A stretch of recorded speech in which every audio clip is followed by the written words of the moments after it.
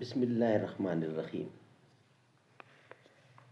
کتاب کا نام ہے ہم ماتم کیوں نہیں کرتے، وکیل صحابہ و اہل بیت حضرت مولانا قاضی مظہر حسین صاحب رحمۃ اللہ علیہ، یہ رائٹر ہیں اس کتاب کے۔ اور آج آپ کے سامنے وی لاگ نمبر 5 ہم پیش کر رہے ہیں۔ اس سے پہلے 4 وی لاگ پیش کر چکے ہیں۔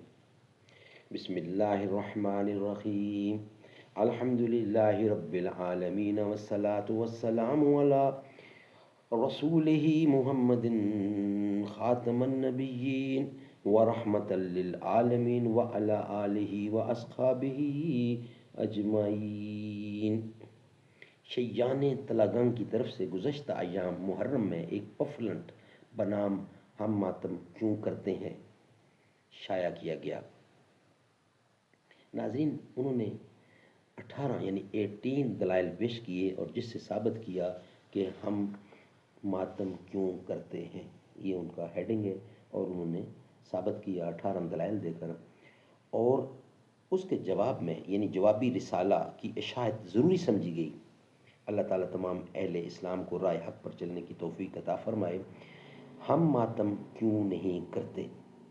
گو ان دلائل میں ایک بھی دلیل ایسی نہیں ہے جس سے مروجہ ماتم ثابت ہو سکے، لیکن اس پفلنٹ میں چونکہ قرآن مجید اور حدیث شریف وغیرہ کی بنیاد پر ماتم مروجہ کو عبادت قرار دینے کا دعویٰ کیا گیا ہے، جس سے ناواقف مسلمانوں کو دھوکہ لگ سکتا ہے۔ اس لیے بعنوان ہم ماتم کیوں نہیں کرتے جوابی رسالہ کی اشاعت ضروری سمجھی گئی۔ اللہ تعالیٰ تمام اہل اسلام کو راہ حق پر چلنے کی توفیق عطا فرمائے۔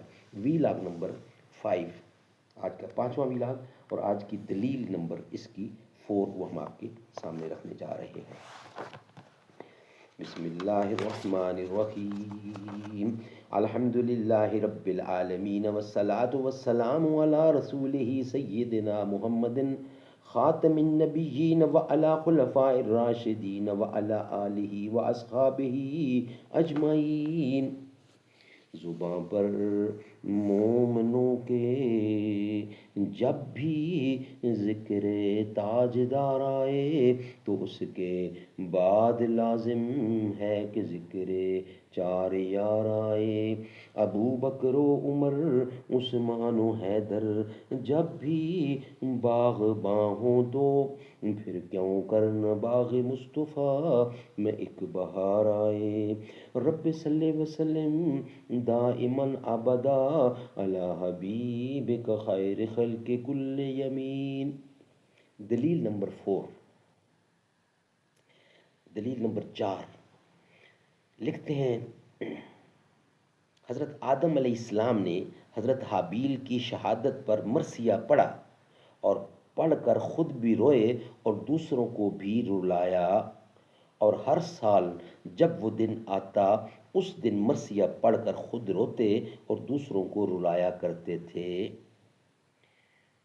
تفسیر ابن کثیر جلد 2 صفحہ 64، مبتوع مصر، یہ حوالہ ہے اس کا۔ اب اس کا جواب حضرت قاضی صاحب کیا دیتے ہیں؟ حابیل کی شہادت پر قرآن میں تو حضرت آدم علیہ السلام کے رونے رلانے کا ذکر تک نہیں ہے، باقی رہی تفسیر ابن کثیر میں بھی وہ عبارت نہیں ملی جو اس پفلنٹ میں درج کی گئی ہے، بلکہ تفسیر ابن کثیر میں تو اس کے برعکس یہ لکھا ہے کہ کہتے ہیں کہ اس صدمہ سے حضرت آدم بہت غمگین ہوئے اور سال بھر تک انہیں ہنسی نہ آئی۔ آخر فرشتوں نے ان کے غم دور ہونے اور ہنسی آنے کی دعا کی۔ الف لام خ، یعنی ابھی یہ چل رہی ہے دعا، اس میں اتنا ہی لکھا گیا۔ یہ ریفرنس ہے تفسیر ابن کثیر مترجم جلد اول صفحہ نمبر 86 کا۔ فرمائیے، کیا اس سے یہ ثابت ہوتا ہے کہ حضرت آدم علیہ السلام ہر سال غم کی مجالس قائم کرتے تھے، یا یہ ثابت ہوتا ہے کہ فرشتوں نے ان کے غم کو دور کرنے کی دعا کی تھی؟ اس سے معلوم ہوا کہ غم دور کرنا ضروری ہے، نہ کہ باقی رکھنا۔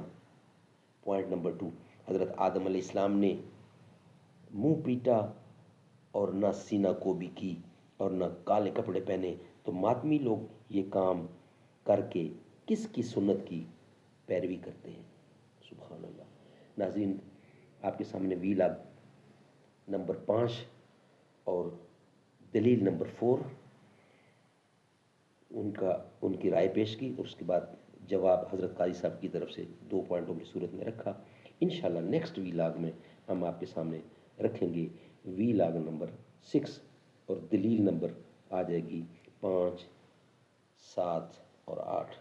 یہ نیکسٹ ویلاگ کا حصہ بنائیں گے۔ اس ویلاگ میں ہم یہاں ہی اکتفا کر رہے ہیں۔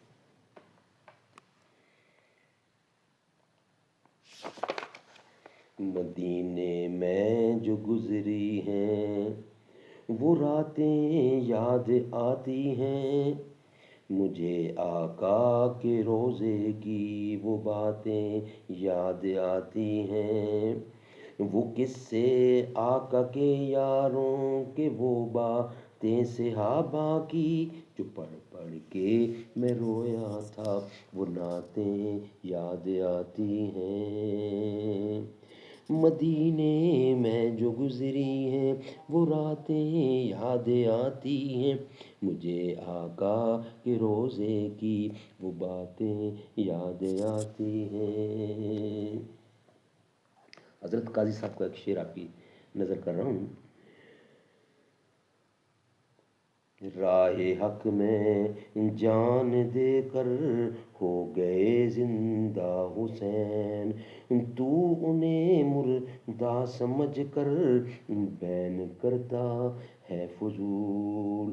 راہ حق میں جان دے کر ہو گئے زندہ حسین، تو انہیں مردہ سمجھ کر بین کرتا ہے فضول۔ ناظرین ویلاگ نمبر 6 انشاءاللہ نیکسٹ ہمارا ہوگا، وہ آپ کے سامنے رکھیں گے۔ ناظرین پوری کتاب آپ کے سامنے رکھیں گے، اس کے جتنے بھی ویلاگ بنتے ہیں آپ کے سامنے پیش کریں گے۔ یہ کتاب کے رائٹر ہیں وکیل صحابہ و اہل بیت حضرت مولانا قاضی مظہر حسین صاحب، امیر تحریک خدام اہل سنت والجماعت چکوال رحمۃ اللہ علیہ۔ السلام علیکم۔